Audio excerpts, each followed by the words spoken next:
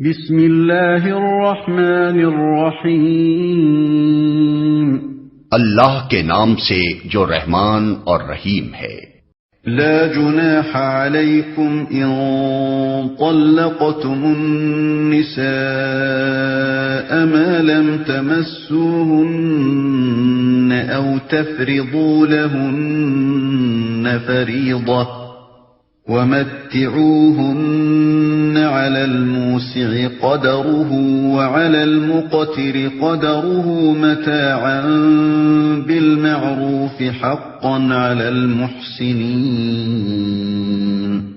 تم پر کچھ گناہ نہیں اگر اپنی عورتوں کو طلاق دے دو قبل اس کے کہ ہاتھ لگانے کی نوبت آئے یا مہر مقرر ہو۔ اس صورت میں انہیں کچھ نہ کچھ دینا ضرور چاہیے۔ خوشحال آدمی اپنی مقدرت کے مطابق اور غریب اپنی مقدرت کے مطابق معروف طریقے سے دے، یہ حق ہے نیک آدمیوں پر۔ اس صورت میں انہیں کچھ نہ کچھ دینا ضرور چاہیے۔ اس طرح رشتہ جوڑنے کے بعد توڑ دینے سے بہرحال عورت کو کچھ نہ کچھ نقصان تو پہنچتا ہی ہے، اس لیے اللہ نے حکم دیا کہ حسب مقدرت اس کی تلافی کرو۔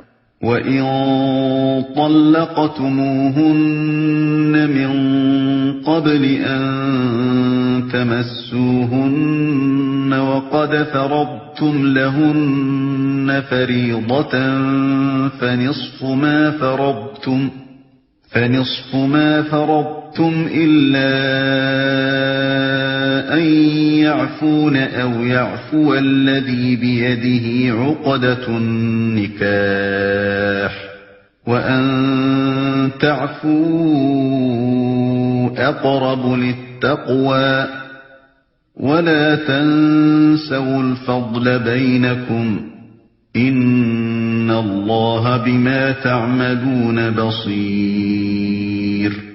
اور اگر تم نے ہاتھ لگانے سے پہلے طلاق دی ہو لیکن مہر مقرر کیا جا چکا ہو تو اس صورت میں نصف مہر دینا ہوگا۔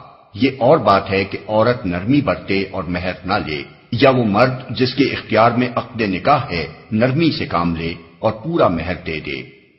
اور تم یعنی مرد نرمی سے کام لو تو یہ تقوی سے زیادہ مناسبت رکھتا ہے۔ آپس کے معاملات میں فیاضی کو نہ بھولو، تمہارے اعمال کو اللہ دیکھ رہا ہے۔ آپس کے معاملات میں فیاضی کو نہ بھولو یعنی انسانی تعلقات کی بہتری و خوشگواری کے لیے لوگوں کا باہم فیاضانہ برتاؤ کرنا ضروری ہے۔ اگر ہر ایک شخص ٹھیک ٹھیک اپنے قانونی حق ہی پر اڑا رہے تو اجتماعی زندگی کبھی خوشگوار نہیں ہو سکتی۔